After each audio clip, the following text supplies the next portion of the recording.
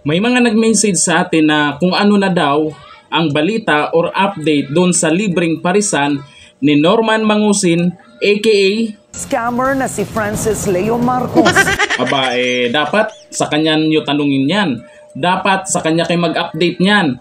Pero ang alam ko, ang pagkakaalam ko, ay kay Diwata po ako nagkaroon ng update kasi yung libreng pares na pinamimigay ni Diwata, tuloy-tuloy po yan dyan sa Pasay.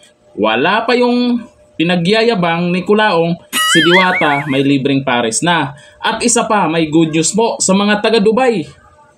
Ito. Yes, napaparating. Yes, abangan nyo po yung patuloy pa rin po ang Diwata sa paghahanap ng mga pwesto na kung saan magtatay-tayo ng Diwata Paris Overload. Kasi diba tulad ng sinasabi ko, marami po akong branches na itatayo sa buong kamay nila hanggang probinsya. So abangan nyo po yan. Ngayon may dalawang location na kami natatayuan ng Diwata Paris. Abangan nyo baka sa lugar nyo na yan. Hindi na kailangan magpunta ng Quezon City or Pasay. Kasi kung dyan na mismo sa lugar maglalagay kami, matitikman nyo na po yung Diwata Paris. Uy, may chismis! Dubai daw! Yes, yes. Meron na po. Malapit na po. Magkakaroon na pa tayo ng brand sa Dubai. Sana matuloy na. Actually may kausap na tayo. Kaya ang Diwata Paris po magiging Diwata Paris International. Wow! Ang bigat, ang bigat! Yan ang matindi.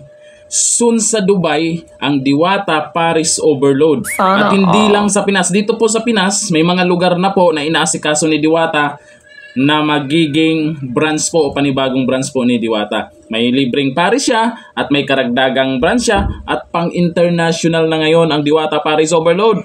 Abangan sa Dubai.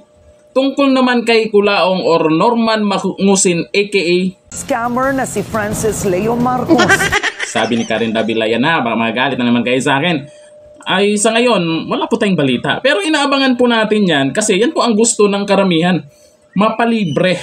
Pero, ingat-ingat kasi scammer daw. Sabi ni Karen Davila, yan ha. Baka naman magagalit na naman siya at magagalit naman yung mga uto-uto niyang mga supporters.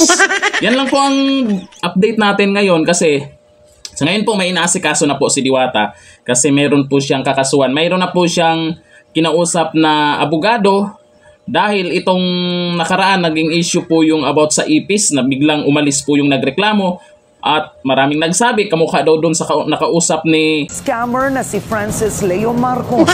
kamukha daw sa nakausap ni Norman Mangusin, yung taong nagreklamo at inaalam na po ni Diwata ngayon kung sino o anong pagkatao niyan o anong pangalan niyan. Kasi kakasuhan po kasi hindi napatunayan.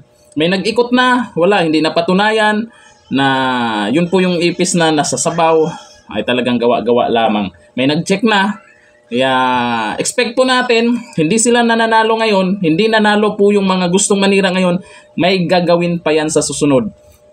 At marami sila maraming apektado dyan sa negosyo ni Diwata. May nainggit, may nalugi. Kaya pag nagsama-sama yan, medyo marami din naman. Pero mas maraming naniniwala kay Diwata at sumusuporta sa kanya. At nakisasaw na rin itong si Norman Mangusin, aka Scammer na si Francis Leo Marcos. Alam nyo na, magtiwala pa ba kayo niyan?